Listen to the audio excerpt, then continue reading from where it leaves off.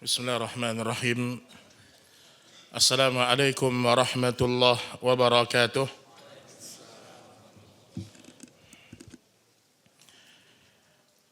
Innal hamdalillah nahmaduhu wa nasta'inuhu wa nastaghfiruh wa na'udzu billahi min shururi anfusina wa sayyiati a'malina. من يهده الله فلا مضل له ومن يضلل فلا هادي له أشهد أن لا إله إلا الله وحده لا شريك له وأشهد أن محمدا عبده ورسوله يا أيها الذين آمنوا اتقوا الله حق تقاته ولا تموتن إلا وأنتم مسلمون أما بعد فإن أصدق الحديث كتاب الله وخير الهدي هدي محمد صلى الله عليه وسلم وشر الأمور محدثاتها فإن كل محدثة في الدين بدعة وكل بدعة ضلالة وكل ضلالة في النار. Kaum muslimin dan kaum muslimat, al-hadirin wal hadirat rahimani wa rahimakumullah. Apa yang baru kita lakukan dari ibadah salat, yang baru kita kerjakan, satu hal yang harus kita ketahui. Setelah kita tahu, kita sadari. Setelah kita sadar, kita fahami. Dan setelah kita faham, kita yakini bahwa 10 menit yang tadi baru antum dan ana lakukan, dia lebih baik daripada orang-orang yang bertransaksi di luar sana yang tidak sholat. 10 menit tadi lebih baik dari seorang yang mendilkan keuntungannya 10 miliar. Bahkan lebih daripada itu. Maka saya katakan, sadari, fahami, kemudian imani. Apa yang baru kita lakukan 10 menit itu, dia lebih baik dari apa yang dikejar-kejar oleh manusia dari harta-harta mereka. Dan begitulah Allah mengajak kita untuk selalu menyadari dan mengimani bahwa semua ketaatan itu dia anugerah yang terbesar, jemaah. Walau cuma 10 menit. Makanya Allah sebutkan dalam surat Yunus ayat 58. Dan Allah perintahkan kepada Nabi Muhammad sallallahu alaihi wasallam agar menyampaikannya kepada orang-orang beriman. Allah mengatakan, "Qul bi fadlillah wa bi rahmatihi fabidzalika falyafrahu huwa khairun mimma yajma'un." Katakanlah, dengan anugerah Allah dan rahmat dari Allah, fabidzalika falyafrahu, atas ibadah-ibadah yang kalian lakukan itu, falyafrahu, berbahagialah, bersenang-senanglah, huwa khairun mimma yajma'un, itu lebih baik dari apa yang mereka kumpulkan dari harta. Ibadah yang 10 menit itu lebih baik di sisi Allah daripada orang-orang yang mengumpulkan harta-harta mereka. Baik kaum muslimin dan muslimat rahimani wa rahimakumullah. Kembali kita melanjutkan bahasan Kitab Tauhid. Kita masih pada bab yang ke-6. Namun kita masuk pada dalil yang berikutnya, dan ini merupakan dalil yang terakhir dari firman Allah Dan kita akan angkat dua dalil insyaallah pada pertemuan ini, satu ayat dan satu hadis Rasul sallallahu alaihi wasallam, karena dalil ini yang tersisa insyaallah taala di bab ini. Yaitu firman Allah disebutkan dalam surat Al-Baqarah 165. Ini dalil yang berikutnya, masih pada pembahasan tentang syahadat la ilaha illallah. Sekarang Syekh Muhammad bin Abdul Wahhab rahimahullahu ta'ala mulai masuk kepada bahasan yang disebut dengan syirkul mahabbah, kesyirikan yang disebabkan rasa cinta. Ada istilah orang, cinta membuat apa? Buta, Masya Allah. Benar nggak tuh Pak? Cinta membuat orang gila. Benar itu? Itu benar. Cinta membuat orang gila. Cinta membuat orang buta. Tapi cinta yang mana? Cinta seperti apa yang membuat mata jadi buta, hati jadi keras? Inilah yang akan dibahas oleh Syekh Muhammad bin Abdul Wahhab rahimahullahu ta'ala. Baik, Allah subhanahu wa ta'ala mulai firman-Nya, Al-Baqarah 165, wa minan nas may yattakhidhu min dunillah andadan yuhibbunahum kahubbillah. Kita akan ambil ayat demi ayat atau kalimat demi kalimat dan kita akan jelaskan faedah yang ada di dalamnya. Allah mengatakan wa minan nas, di antara manusia ada orang-orang yang menyembah Tuhan selain Allah sebagai tandingan.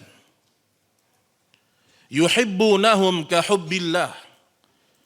Mereka cintai tandingan-tandingan tersebut seperti mereka mencintai Allah. Walladzina amanu asyaddu hubban lillah. Dan orang-orang yang beriman, rasa cintanya kepada Allah lebih besar, lebih hebat daripada rasa cintanya orang-orang musyrik yang ada pada hati mereka. Baik, kita mulai pada kalimat wa minan nas, dan di antara sebagian manusia. Kalimat wa minan nas ini sering Allah ulang-ulang dalam Al-Quran. Tadi saya coba cek ya, beberapa ayat, yang ngeceknya bukan buka kitab. Ya. Tinggal ketik aja, wa minan nas, tabda bil ayah, keluar semuanya. Sekarang ini mudah kita dalam belajar. Tadi saya cek, semua ayat Quran yang dimulai dari kalimat wa minan nas. Dan di antara sebagian manusia. Disebutkan di antaranya juga dalam surat Al-Baqarah ayat ke-8. Nanti kita sebutkan kenapa Allah mulai dengan kalimat ini. Juga disebutkan dalam surah Al-Baqarah 165. Wa minan nas may yattakhidhu min dunillah, yang kita bahas. Juga disebutkan dalam surah Al-Baqarah 204. Wa minan nas may yu'jibuka qawluhu fil hayatid dunya. Dan di antara manusia ada yang ucapannya membuat kalian takjub dengan kehidupan dunia. Juga disebutkan dalam surah Al-Baqarah ayat 207. Wa minan nas may yashri nafsahu batigha amardatillah. Di antara manusia ada yang mereka mengharapkan ridhonya Allah. Juga disebutkan dalam surah Al-Hajj ayat ketiga. Wa minan nas may yujadilu fillah bighairi ilmin. Di antara manusia ada orang-orang yang berdebat tentang Allah tanpa ilmu. Juga disebutkan dalam surah Al-Hajj ayat 11. Wa minan nas may ya'budullah ala harfin fa in asabahu khairun tama'anna bih. Di antara manusia ada orang-orang yang beribadah di tepi-tepi jurang. Juga disebutkan dalam surat Al-Ankabut ayat 10.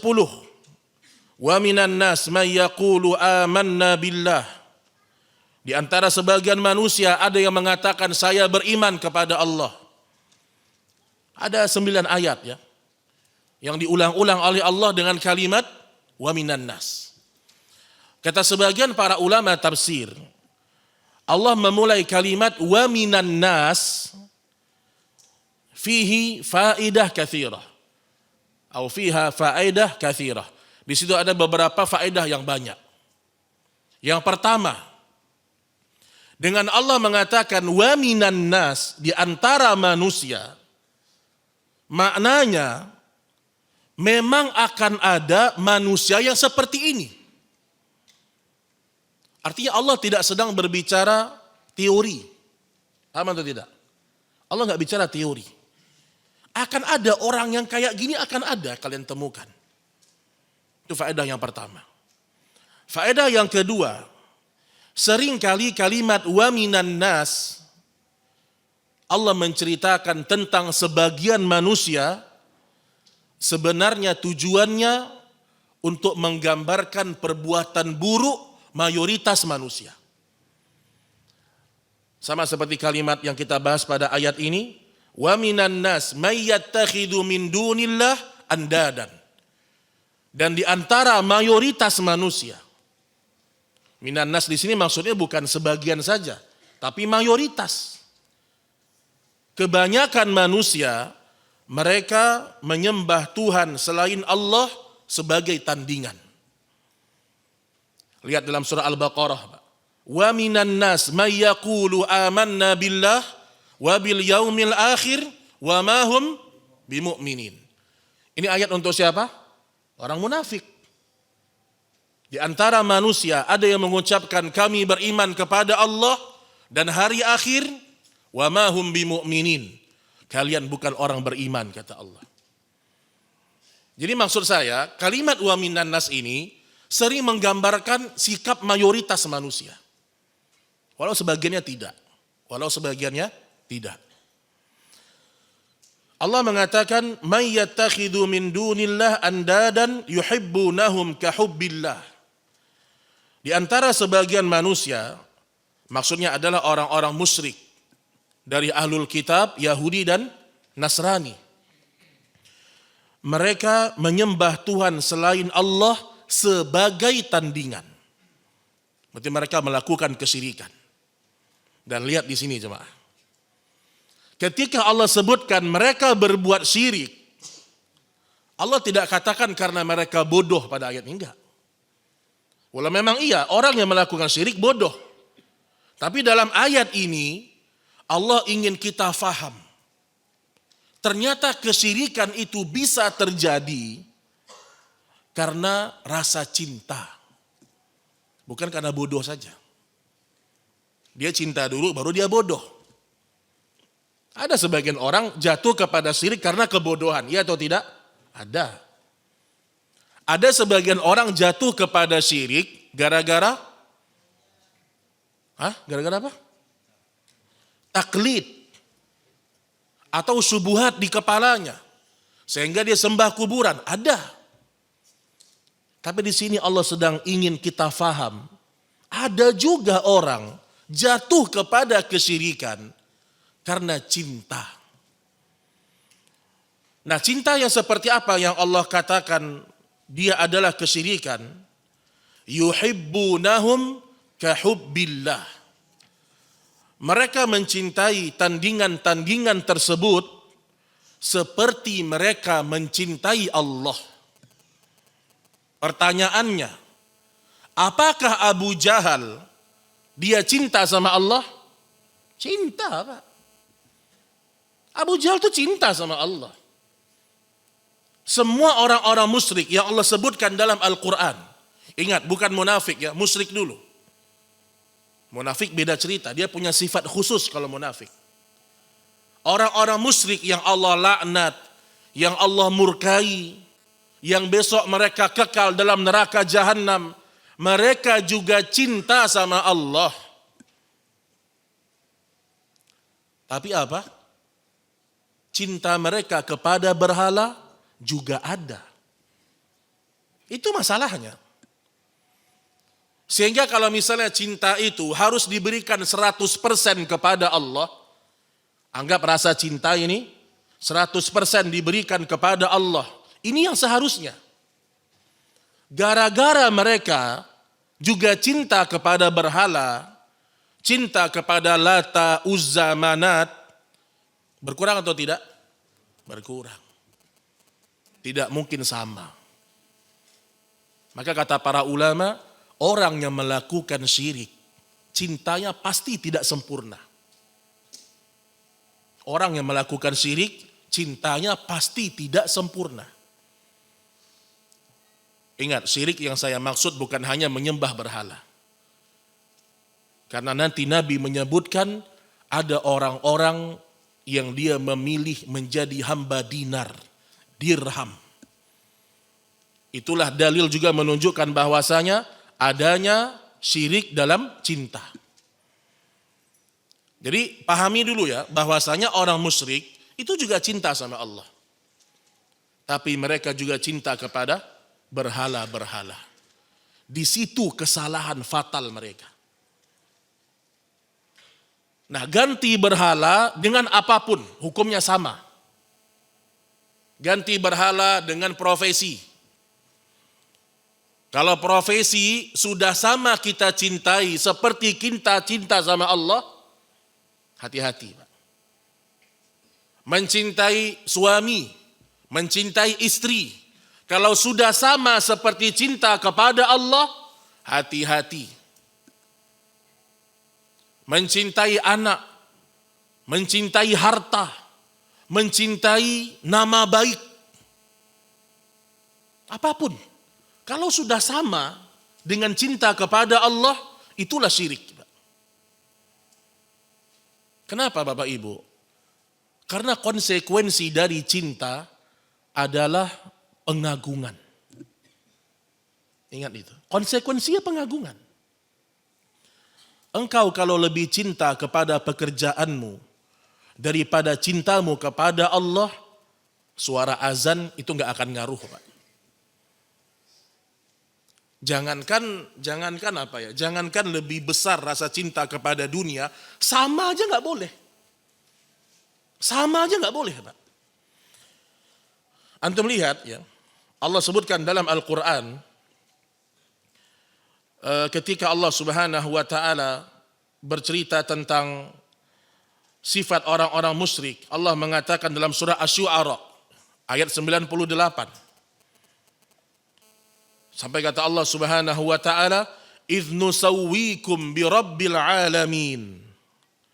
Lihat, ketika orang-orang musyrik mereka berjumpa dengan Allah, artinya mereka mempertanggungjawabkan hari-hari kiamat, dari ayat 98, 99 mereka mengatakan nanti idz nusawwikum bi rabbil alamin.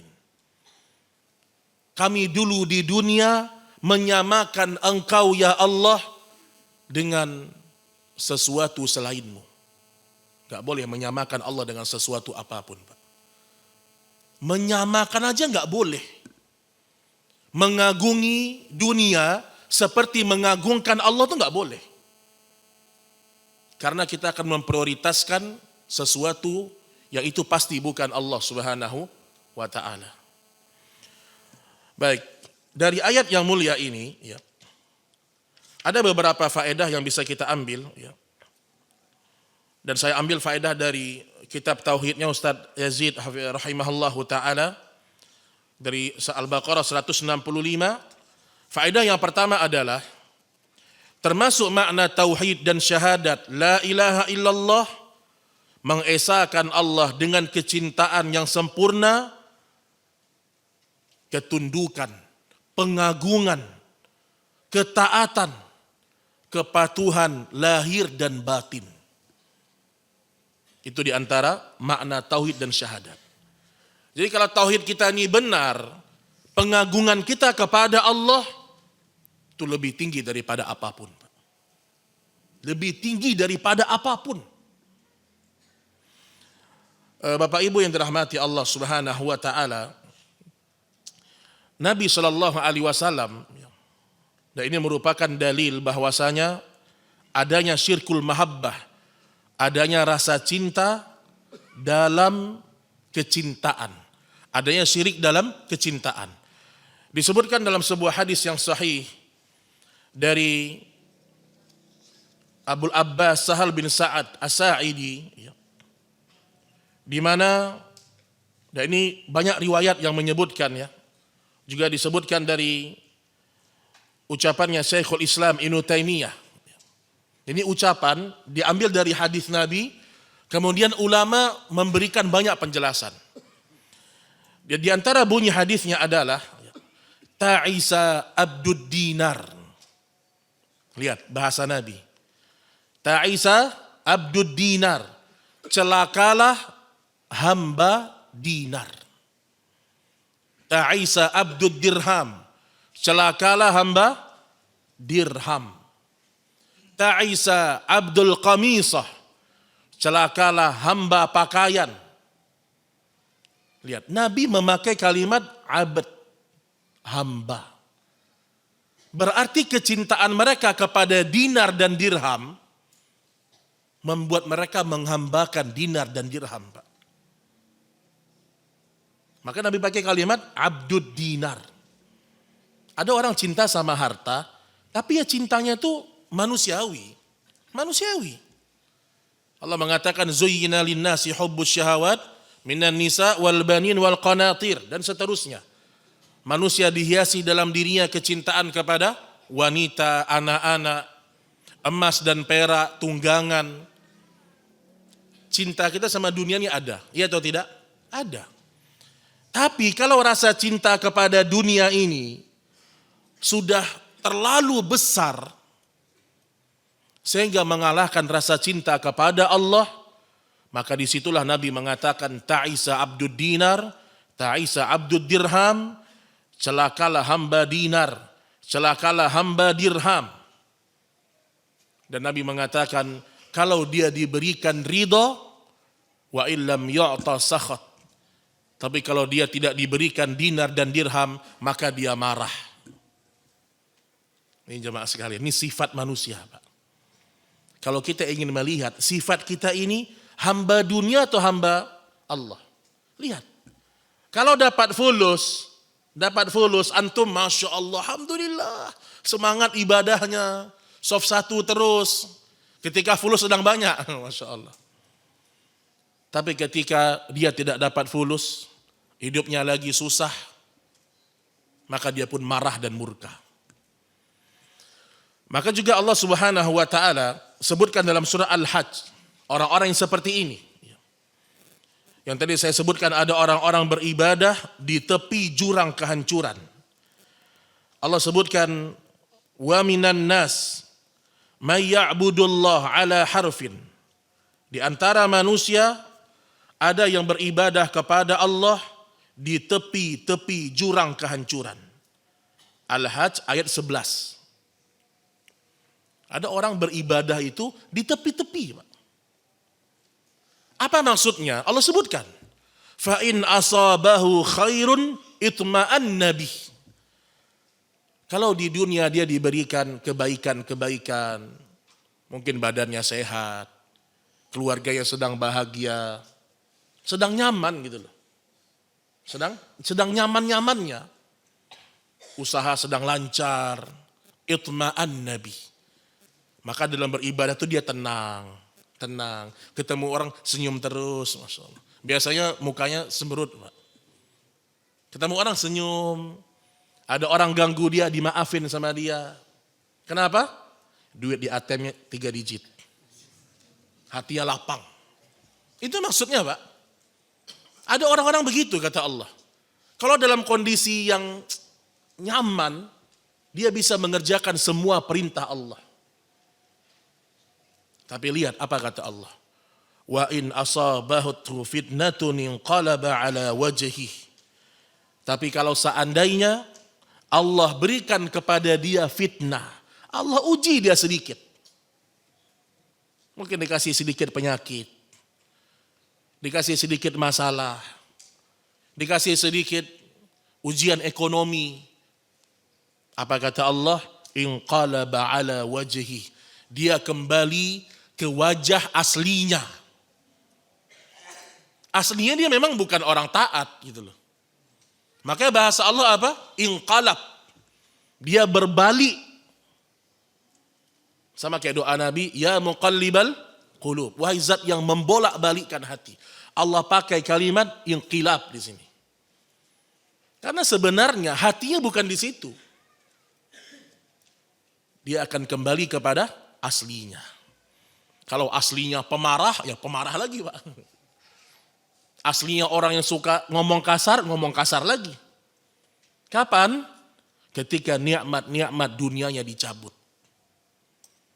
Allah mengatakan khasirat dunya wal akhirah dzalika huwal khusranul mubin. Inilah orang-orang yang rugi dunia akhirat. Sampai kata Imam Al-Baghawi dan selainnya mengatakan, kenapa orang ini rugi? Sudahlah dia diuji dengan kesusahan, kemudian dia tidak berusaha sabar. Itu akan lebih membuat dia tidak bahagia. Ikhwan dan akhwat, iman Pak. Kita ini kalau beriman sama Allah, kita bisa berbahagia walau dalam kondisi sakit. Syekh Abdurrahman bin Nasir As-Sa'di rahimahullah, beliau tulis sebuah kitab yang menjelaskan tentang alamatus sa'adah, tanda-tanda kebahagiaan. Dan itu beliau tulis ketika beliau sedang sakit. Ketika sedang sakit bisa nulis buku tentang kebahagiaan. Itulah ulama.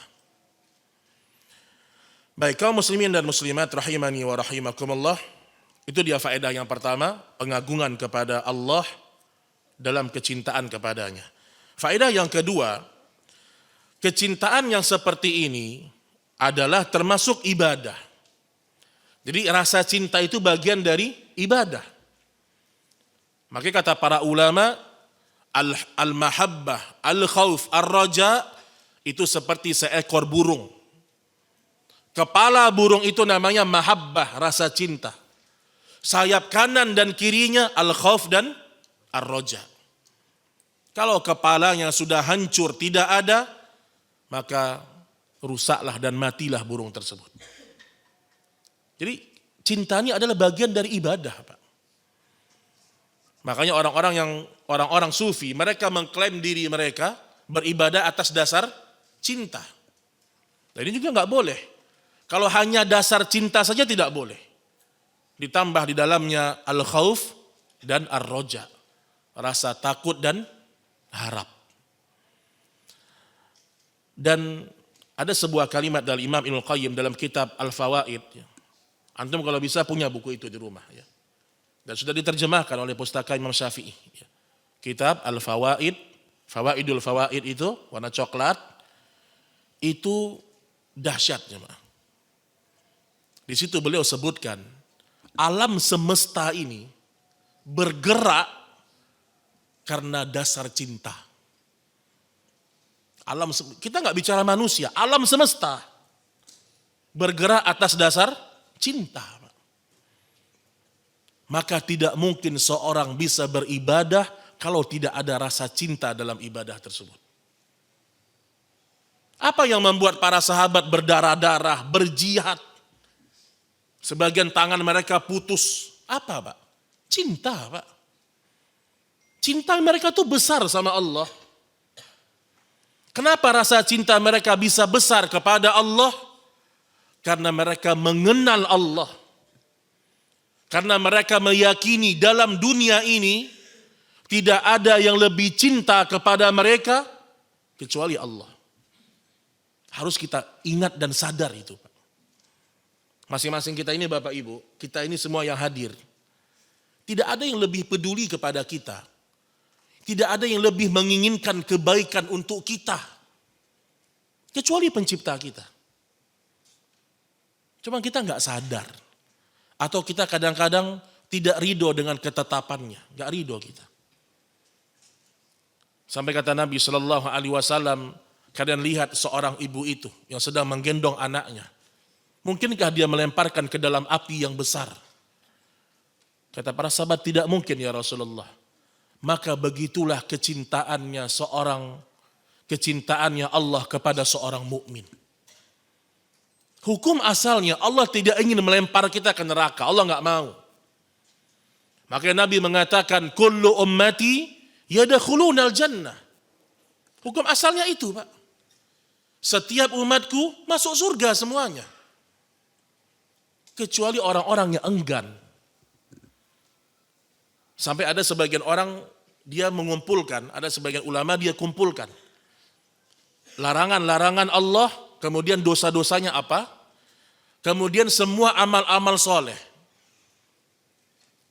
Dan dia mengatakan, demi Allah, kalau seandainya manusia memperhatikan jaminan-jaminan Allah pada setiap amal soleh, maka niscaya dosa-dosa itu akan diampuni.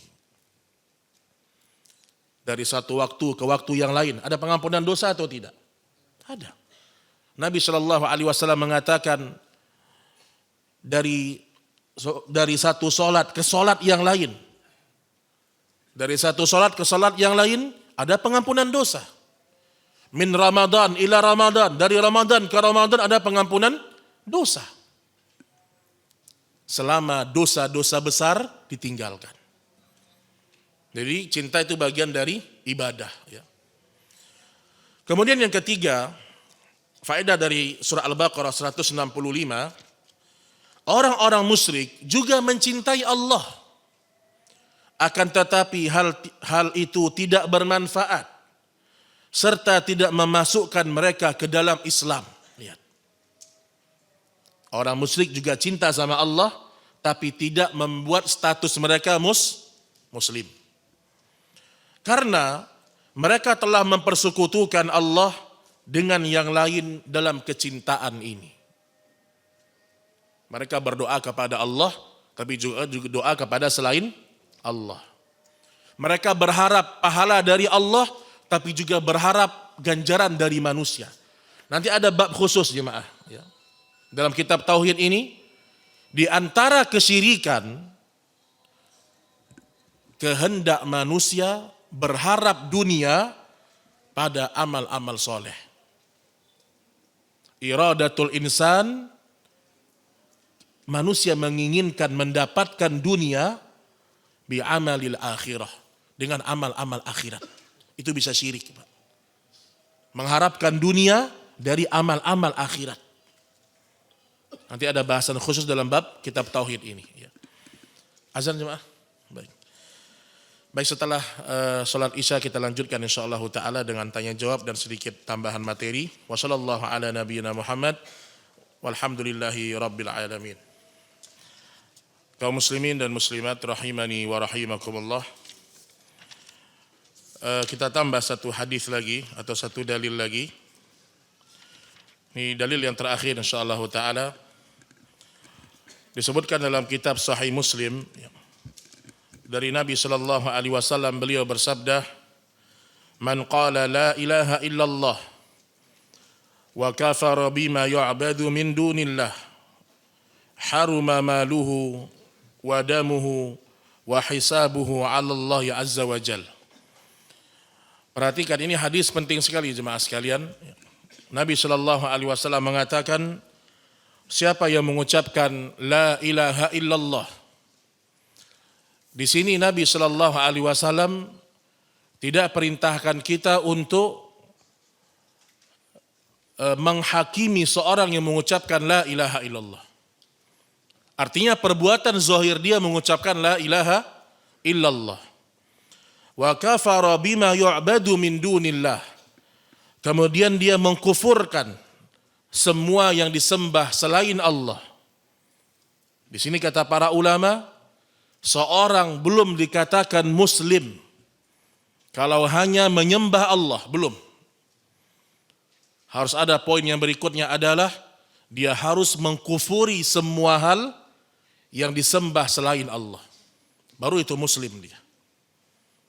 Jadi enggak cukup saja, maka saya sebutkan pada pertemuan yang lalu, di antara makna la ilaha illallah, di situ ada dua unsur.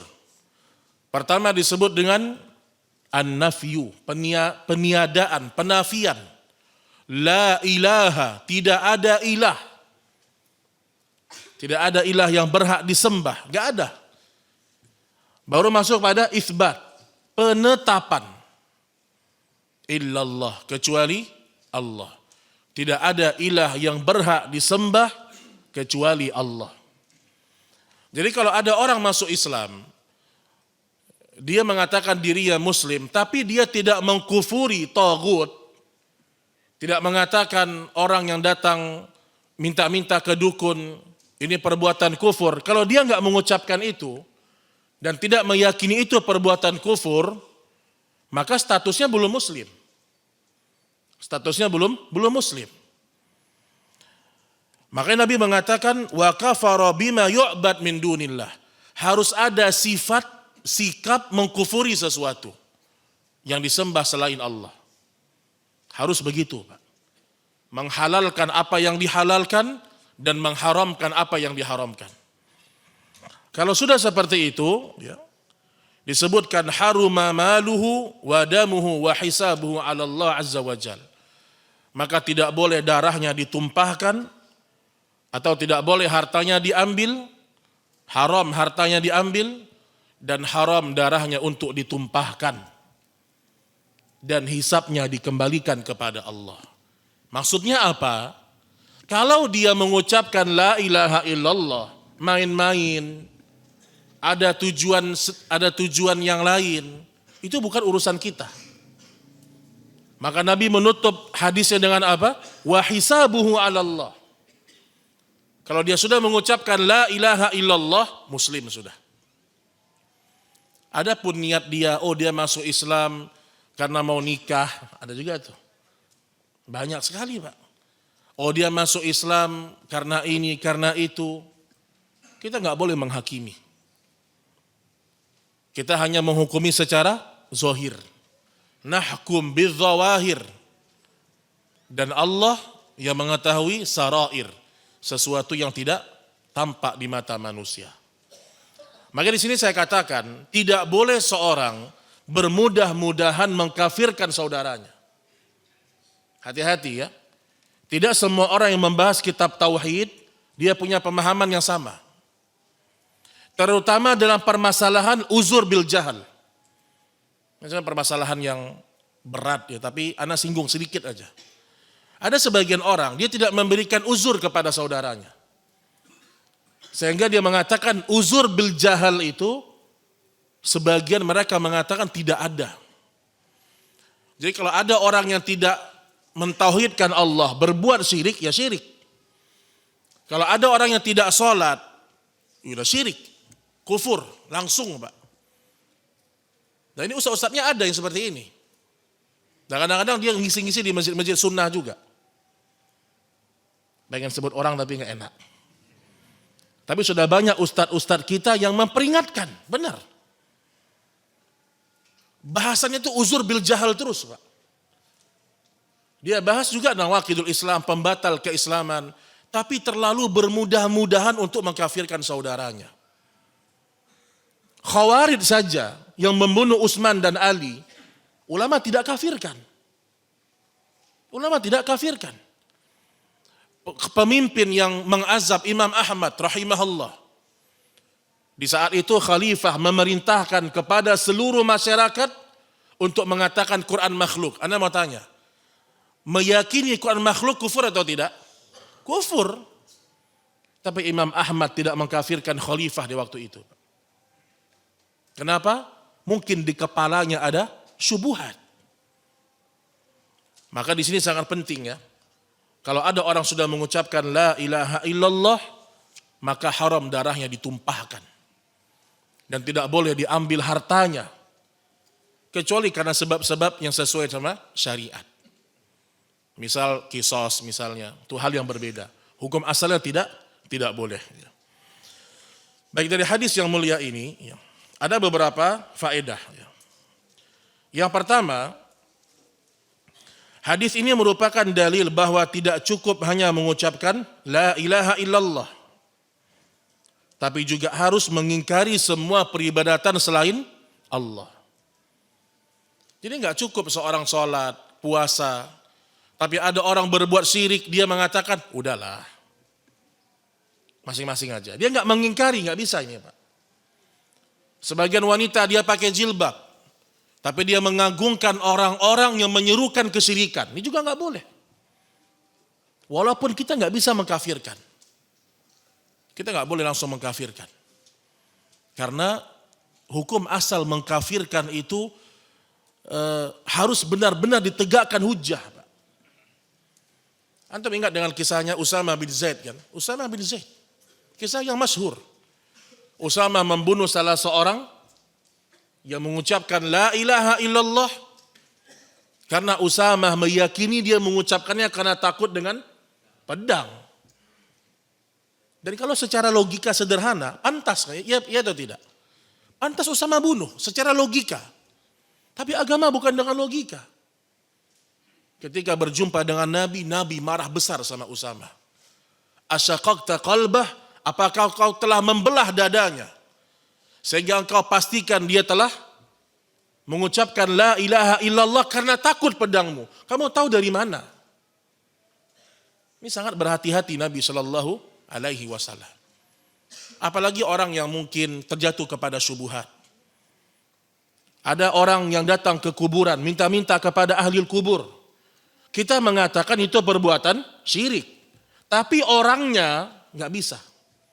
Nggak langsung kita mengatakan dia murtad, nggak bisa Pak. Ada orang yang bunuh diri. Murtad atau tidak bunuh diri? Tergantung. Tergantung. Kalau dia membunuh diri, meyakini bunuh diri itu adalah halal, murtad Pak. Tapi kan yang tahu hanya dia dengan Allah. Jadi saya ingin tekankan bahwasanya jangan terlalu semangat mengkafirkan orang. Penting Pak. Karena saya lihat sebagian ikhwan ya, dia mulai terkena syubhat. Dibawakan dalil-dalilnya orang-orang khawarij. Wa man lam yahkum bima anzalallah faulaika humul kafirun. Udah, ini Indonesia tidak berhukum dengan hukum Allah, semuanya kafir. Semua kafir. Bukan berarti kita bermudah-mudahan, enggak, kita pertengahan. Kita pertengahan. Kita tidak jafa, kita enggak terlalu meremehkan, dan kita juga tidak ghulu. Ini yang pertama. Kemudian yang kedua, pernyataan semua agama sama adalah suatu kekufuran. Orang yang meyakininya adalah kafir. Ya, kenapa dikatakan orang yang mengatakan semua agama sama ini perbuatan kufur? Kenapa? Karena berarti dia tidak mengingkari kesyirikan. Semua agama sama. Kan pernah saya katakan, Fir'aun gak mengatakan seperti ini Pak. Abu Jahal gak mengatakan semua agama sama. Yang benar agama kami. Lihat. Ketika Abu Talib meninggal dunia, siapa yang ada di sebelahnya Abu Talib? Abu Jahal dengan siapa? Abdullah bin Abi Umayyah.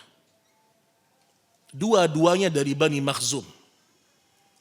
Dan sedikit ana berikan antum faedah di sini. Hadis tentang kematian Abu Jahal. Kita meyakini Abu Jahal matinya musyrik atau muslim? Musyrik. Kenapa Pak? Karena dia mati tidak mengucapkan la ilaha illallah. Ini dalil kalau ada orang mau meninggal dunia, dia mengucapkan la ilaha illallah, muslim Pak. Walaupun sebelumnya tidak sholat. Karena Nabi mengusahakan itu untuk pamannya. Dan hadis tentang kematiannya Abu Talib ini bukan satu riwayat sahabat. Ini saya tekankan kenapa? Karena orang-orang Syiah meyakini Abu Talib matinya muslim. Orang-orang Syiah. Tentang kematian Abu Talib, itu ada 6 sahabat yang meriwayatkan. Itu dari Bukhari Muslim. Pertama dari sahabat Ibnul Musayyib bin Hazn. Ini sahabat. Kemudian juga ada sahabat Abu Sa'id Al-Khudri, Abu Hurairah, Abdullah bin Abbas, Nu'man bin Bashir. Jadi tidak satu kisah.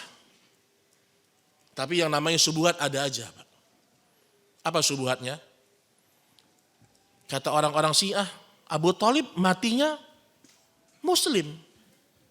Terus mereka mengatakan, dari mana Abu Hurairah tahu peristiwa itu? Sedangkan Abu Hurairah baru berjumpa dengan Nabi 7 Hijriah. Itu subuhatnya orang Syiah. Berarti Abu Hurairah berdusta. Dari mana Abu Hurairah bisa mengatakan peristiwa itu dan dia riwayatkan dari mana? Apa jawabannya, Pak? Abu Hurairah enggak. Kata para ulama, Abu Hurairah dia memang tidak hadir pada waktu itu. Tidak ada yang mengatakan dia hadir. Tapi dia mendengar dari Nabi Shallallahu Alaihi Wasallam. Dan orang-orang Syiah berusaha untuk mengatakan Abu Thalib matinya Muslim karena mereka meyakini Abu Thalib itu lebih afdal dari Abu Bakar dan Umar. Saya mau tanya, ini kufur atau tidak? Kufur. Gara-gara apa? Mahabbah, kecintaan. Kecintaan kepada Ahlul Bait. Abu Thalib ini Ahlul Bait, Pak. Ahlul Bait. Abu Thalib adalah Ahlul Bait. Dan orang-orang Syiah tidak rela Ahlul Bait dikatakan kafir. Karena Nabi Shallallahu Alaihi Wasallam yang namanya Ahlul Bait itu ada 3. Alu Ja'far, wa alu Aqil, wa alu Ali. Memang terjadi khilaf di antara para ulama siapa Ahlul Bait. Pendapat yang pertama mengatakan Alu Ja'far. Alu itu artinya apa? Keluarga. Alu Ja'far, keluarganya Ja'far. Nama antum siapa? Nama? Lupa antum. Pak apa? Pak Joni. Alu Joni, berarti keluarga Joni. Muhammad, Alu Muhammad, keluarga Muhammad begitu. Nah 3 ini, Alu Ja'far, Alu Ali, Alu Aqil. Ini kata pendapat yang pertama. Pendapat yang kedua mengatakan Ahlul Bait adalah kullu azwajin Nabi. Semua istri-istri Nabi dan semua anak-anak Nabi. Ini pendapat yang kedua. Pendapat yang ketiga mengatakan Ahlul Bait adalah semua yang berasal dari Banu Hashim. Banu ini maksudnya adalah anak-anak. Dari semua Banu Hashim. Berarti yang 3 tadi. Apa kata Ahlu Sunnah ketika membantah orang Syiah? Kalian mati-matian membela keislamannya Abu Thalib. Gara-gara dia Ahlul Bait. Kenapa kalian gak sekalian membantah Al-Quran? Karena Al-Quran telah mengkafirkan siapa? Abu Lahab. Abu Lahab juga Ahlul Bait. Dia juga paman Nabi. Maka orang Syiah pun terdiam. Oh, ayatnya kurang 300 ayat kata dia. Jadi saya katakan ya, kebatilan itu Pak, pasti tidak akan pasti ada celah untuk membantahnya. Tapi hati orang-orang yang tidak mau menerima kebenaran. Kenapa yang dibela cuma Abu Thalib? Abu Jahal Abu Lahab kenapa enggak dibela? Bahkan langsung Abu Lahab Allah turunkan ayat untuk mengkafirkan dia. Ini ketidakadilannya orang-orang Syiah dalam cinta, kecintaan. Ini kata para ulama, banyak orang gara-gara rasa cinta terhalang dari untuk menerima kebenaran. Gara-gara cinta kepada ustadznya, terhalang dia untuk menerima kebenaran dari ustadz yang lain. Gara-gara cinta kepada syekhnya, terhalang dia untuk menerima kebenaran dari syekh yang lain. Maka saya katakan tadi, hati-hati dengan al-mahabbah, kecintaan. Jadi pernyataan semua agama sama itu adalah kekufuran. Kemudian kita menghukumi seseorang sesuai dengan lahiriahnya. Adapun isi hatinya diserahkan kepada Allah. Inilah hidup yang paling nyaman. Dan orang yang hidupnya menilai secara zahir, dia tidak akan pernah jadi orang yang suka suuzon. Kita kalau hidup dengan orang secara zahir kita lihat. Ada orang mau ngadu domba kita gak akan mempan Pak. Ustadz, dia depan antum aja baik Ustadz. Nah, belakang antum, habis antum Ustadz. Misalnya gitu ya. Prinsip kita, udah depan saya dia baik, alhamdulillah. Urusan antum di belakang anak terserah antum, kan gitu. Nikmat hidup begitu nikmat, Pak. Kita nggak mengurusi sesuatu yang gaib, kita nggak tahu. Maka kata para ulama, hiduplah secara zahir. Karena kalian tidak mampu menilai sesuatu yang tidak tampak, nggak bisa. Makanya Nabi Shallallahu Alaihi Wasallam ketika beliau diceritakan tentang orang-orang munafik, dicatat satu-satu sama Hudzaifah bin Yaman. Nabi nggak bongkar kepada para sahabat nama-nama mereka, Pak. Di awal Nabi nggak bongkar nama-nama mereka. Kenapa? Karena orang munafik menampakkan keislaman. Kayak Abdullah bin Sabah menampakkan keislaman. Sampai kata Nabi, jangan sampai orang-orang mengatakan Muhammad membunuh sahabatnya. Gara-gara orang-orang munafik menampakkan keislaman. Jadi kalau ada orang datang ke antum ingin masuk Islam, langsung. Jangan antum kasih nih, baca Minhajul Muslim dulu nih, setebal ini. Biar antum ikhlas masuk Islamnya. Jangan, langsung aja masukin Islam. Nggak perlu nunggu sertifikat, nggak perlu nunggu acara tertentu. Yang penting masuk Islam dulu, nanti kalau mau disaksikan di masjid itu bisa belakangan. Langsung syahadatkan dia. Nggak perlu nelpon Ustadz ini ada mau, langsung antum syahadatkan. Langsung. Maka kata Ibnu Taimiyah rahimahullah, masuk Islam gampang. Mengeluarkan orang dari Islam tidak gampang. Masuk Islam gampang. Kenapa Allah ingin orang beriman kepada agama ini mudah. Bahkan tidak perlu mandi. Kata para ulama tidak ada kewajiban mandi. Walaupun sebagian ada mengatakan wajib mandi. Tapi tidak ada kewajiban. Tapi untuk mengeluarkan dia dari Islam itu sulit. Itu sulit.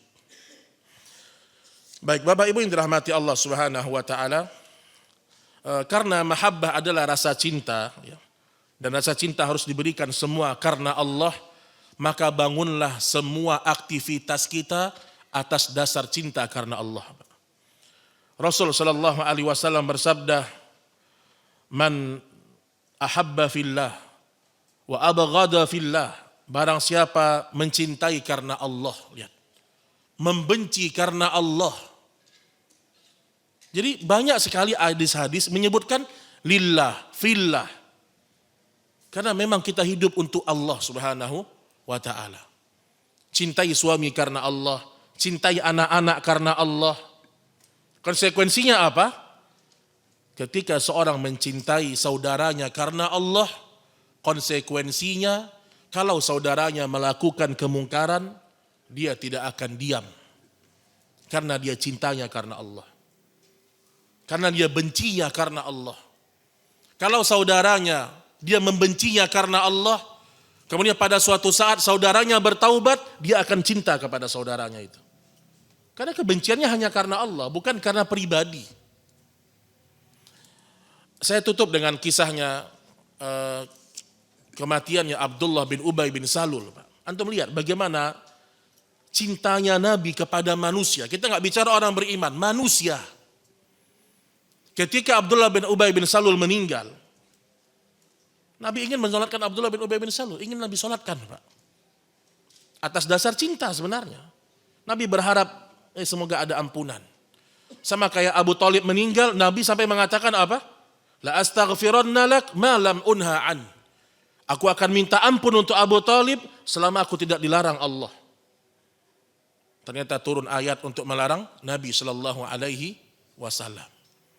Maka li nabi walladzina amanu ayastaghfiru lil musyrikin walau kanu uli qurba min ba'di ma tabayyana lahum annahum ashabul jahim.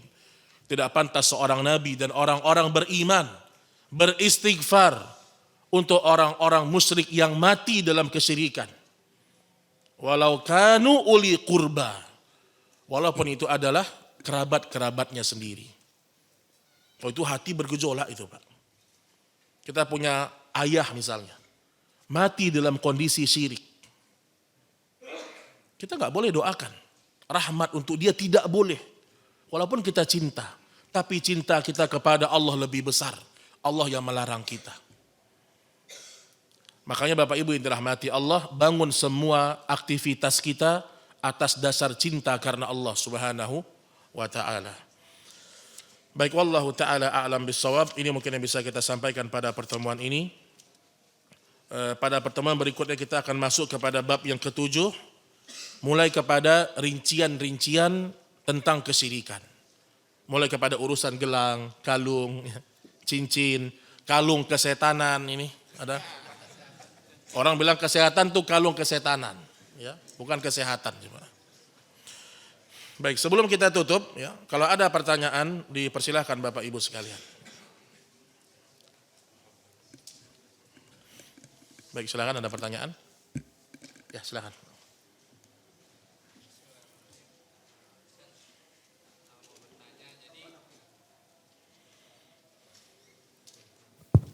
Bismillahirrahmanirrahim. Ustadz, izin bertanya. Jadi saya bekerja di salah satu perusahaan. Jadi di perusahaan itu kan ada target. Nah, jadi waktu itu produksi saya kan meningkat, jadi melewati target. Terus atasan itu senang gitu Ustadz. Jadi pas besokannya dikasih minuman buat tim itu yang lain. Terus hukum tentang hadiah itu Ustadz. Jadi temen ada yang bilang katanya hati-hati itu riswah gitu katanya Ustaz. Syukran Ustaz, jazakallahu khair, barakallahu fiik. Itu hadiah dari atasan antum kan? Orang yang mempekerjakan antum kan? Gak apa-apa. Yang tidak boleh kalau bukan dari atasan. Karena sifatnya sogok menyogok. Enggak Ustaz, di atasnya ada atasan lagi, itu beda cerita tuh kalau gitu. Oh, taib ya. Jadi di atas atasan ada atasan lagi. Ya. Baik, hukum asalnya, ya, kata para ulama, riswah ini yang mutlak diharamkan. Pertama, dia sudah bekerja di satu tempat. Kemudian dia dilarang oleh atasannya untuk menerima ya hadiah, menerima uang yang itu akan mengurangi amanah dia. Dan dilarang. Itu nggak boleh. Hukum asalnya riswah semuanya haram. Hukum asalnya begitu. Makanya antum tadi tanya, ya, antum kalau dikasih hadiah sama atasan, antum harus tahu juga aturan-aturan di kantor. Apakah atasan yang paling tinggi mengizinkan atau tidak? Kalau dia tidak mengizinkan, antum tolak aja. Hadiahnya apa? Minuman kan? Minuman cuman. Sifat warok kita, kalau kita ragu, jangan-jangan ini adalah riswah, udah tinggalin aja. Itu lebih aman. Ya. Tapi maka tadi saya katakan, ya, antum perlu bertanya kepada atasan tersebut. Ya. Apakah memang diizinkan seorang kalau diberikan sesuatu maka dia terima atau diizinkan atau tidak. Ya, jadi tergantung kasus, semua proses riswah tergantung kasus. Ya. Tidak semuanya menjadi riswah. Ya. Tidak semua. Ya. Ada kasus-kasus di mana antum berbagi kepada orang, tapi tidak riswah. Contoh, ya. Antum pesan sesuatu, diantar sama kurir, ngantar makanan antum. Antum kasih dia, riswah atau tidak Pak? Tidak riswah. Kenapa? Urusan sudah selesai. Tips, uang tips. Datang mungkin seorang ngantarkan barang, kita nggak sebut aplikasi ya, siapapun. Datang orang memberikan barang antum. Antum sudah bayar sebelumnya. Antum lihat dia kasihan, antum kasih dia roti, antum kasih dia buah. Apakah riswah? Enggak. Kenapa tidak riswah? Sudah selesai. Dia sudah memberikan barang kita, udah. Enggak ada hal yang mengikat kita dengan dia. Beda dengan sekolah. Anak antum masih di sekolah situ. Wah, ini guru ini nih antum kasih terus. Awalnya gurunya, enggak, riswah haram. Lama-lama makin banyak antum kasih. Itu pengaruh ke hati dia. Itu yang tidak boleh itu Pak. Jadi antum tanya lagi lah bagaimana kasus di situ ya. Wallahu a'lam bishawab. Ustaz, ana izin bertanya, apa hukumnya memakai tasbihan ketika berzikir? Ya. Kalau antum nanya sama ana tidak akan membawa antum kepada pendapat-pendapat ulama. Pendapat ulama ada tidak membolehkan? Ada aja. Ya, sebagian ulama membolehkan. Ya.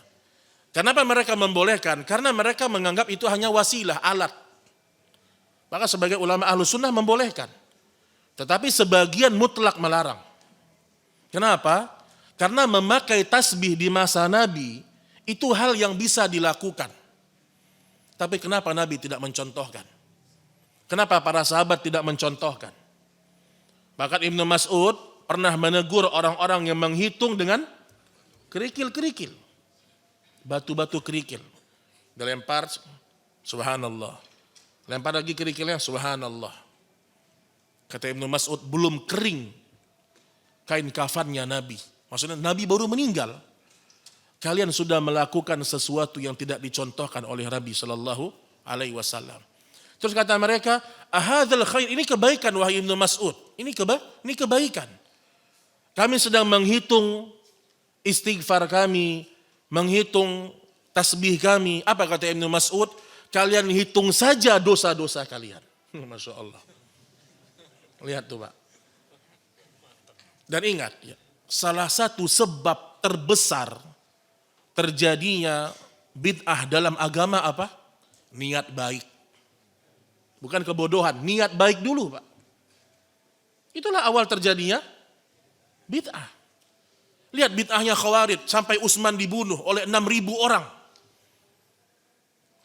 Antum kalau baca maktalnya Utsman, ikhwan, Masya Allah.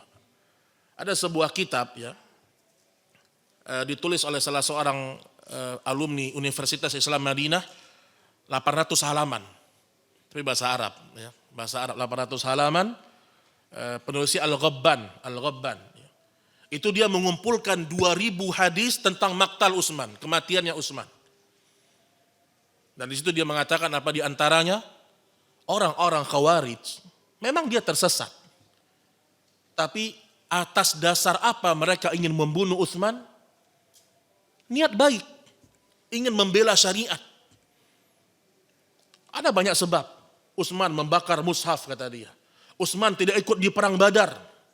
Utsman lari dari perang Uhud. Itu benar semua, Pak. Tapi digoreng sama mereka. Utsman tidak ikut di perang Badar, benar atau tidak? Benar. Sebabnya apa? Istrinya sakit, Ruqayyah sakit. Di perang Uhud, kenapa? Utsman lari dari perang. Utsman lari dari perang itu kesalahan memang. Tetapi Allah sudah maafkan. Walaqad afallahu anhum. Apa kata Abdullah bin Abbas membela Utsman? Wahai orang-orang Khawarij, wahai pemberontak, apa urusan dengan kalian? Utsman sudah dimaafkan Allah. Kenapa kalian ungkit-ungkit kesalahannya Utsman? Dan Utsman lari dari perang Uhud bukan lari sebenarnya. Karena mereka mendengar Nabi sudah meninggal. Akhirnya mereka mengatakan, ya udah Nabi sudah meninggal ngapain lagi? Apa yang mau kita perjuangkan? Akhirnya mereka pelan-pelan sebagian mundur. Jadi inilah sifatnya orang-orang Khawarij begitu, Pak. Jadi maksud saya niat baik itu bisa memunculkan bid'ah yang baru. Kalau tidak ditopang di atas ilmu. Antum melihat semua bid'ah yang terjadi itu karena niat baik. Ya ada yang niat buruk, nggak ada. Sebut semua bid'ah pasti awalnya niat baik. Azan di kuburan, apa niatnya Pak? Kita lahir diazankan, mati juga diazankan. Niat baik.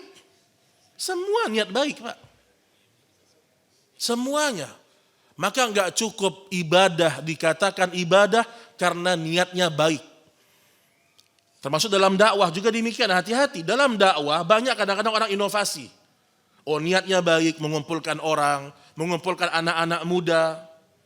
Tapi lihat, kalau sudah caranya tidak sesuai tuntunan, maka itu perkara yang bisa merusak dakwah.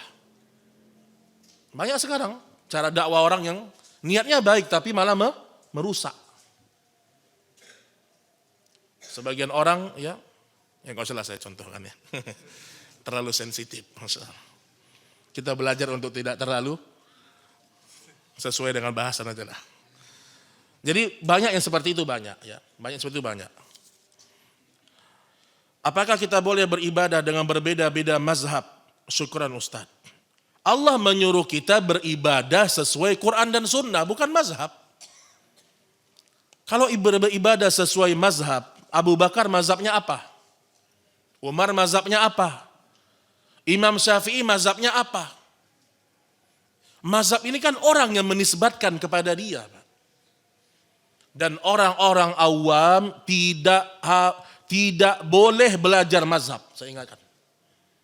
Karena orang-orang awam mereka bukan mujtahid. Mereka akan memilih pendapat yang sesuai dengan hawa nafsu. Antum buka kitab Ibn Rushd. Ya.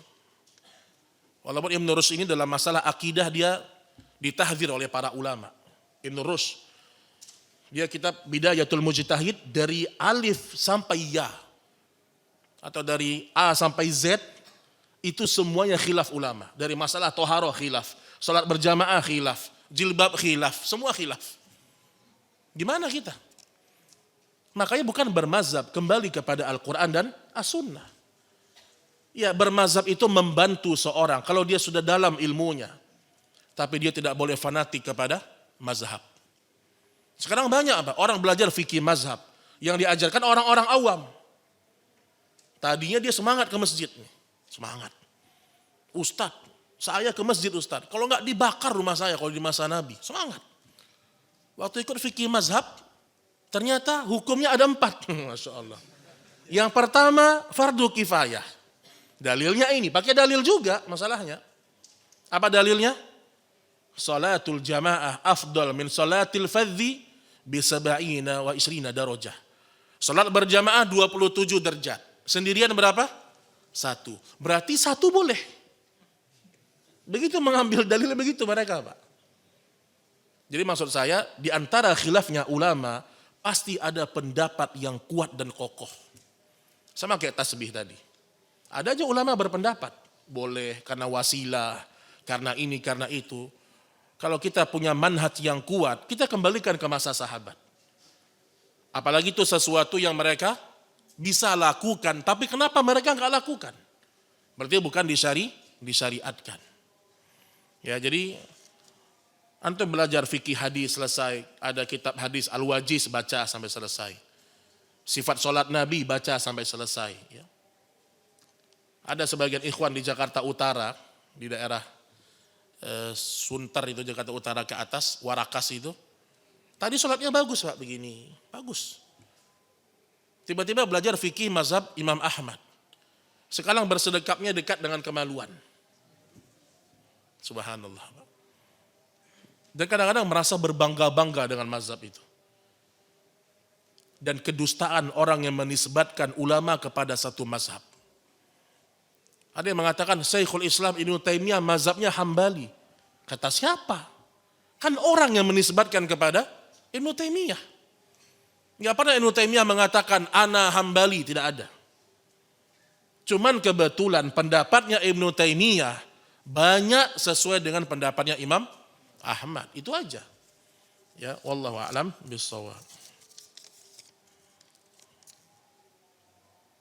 Hukum meminta hidayah untuk non-muslim. Kalau dia masih hidup boleh. Ya. Kalau dia masih hidup boleh. Kalau dia sudah mati dan dia tokohnya, justru didoakan dengan laknat. Antum baca Fir'aun laknatullah. Kurang kalau Fir'aun aja Pak. Tambah laknatullah. Itu namanya aqidatul wala wal bara. Ada tokoh Syiah meninggal dunia, tambah laknatullah. Begitu. Kenapa? Ada aqidatul wala wal bara, berlepas diri kita dari mereka.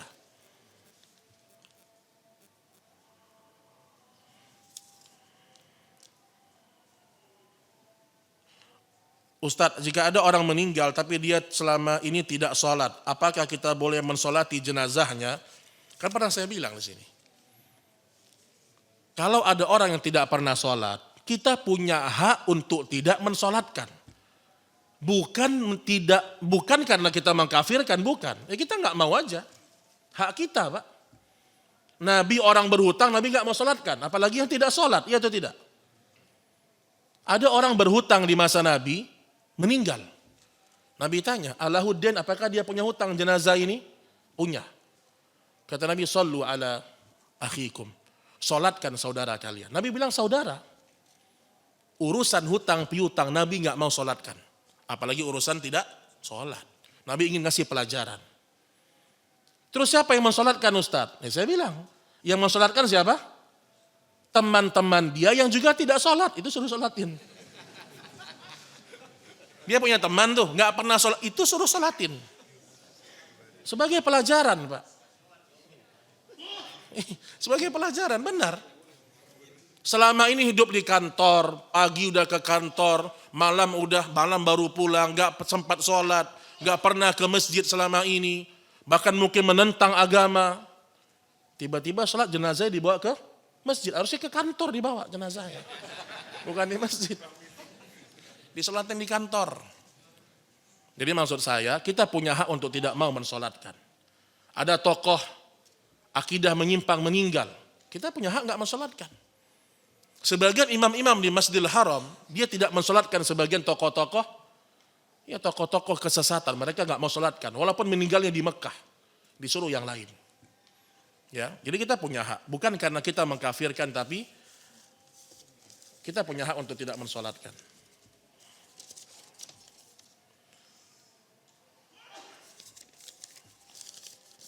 Ya masalah fikih antum tanya ke ustadz yang lain ya di majelis fikih ya.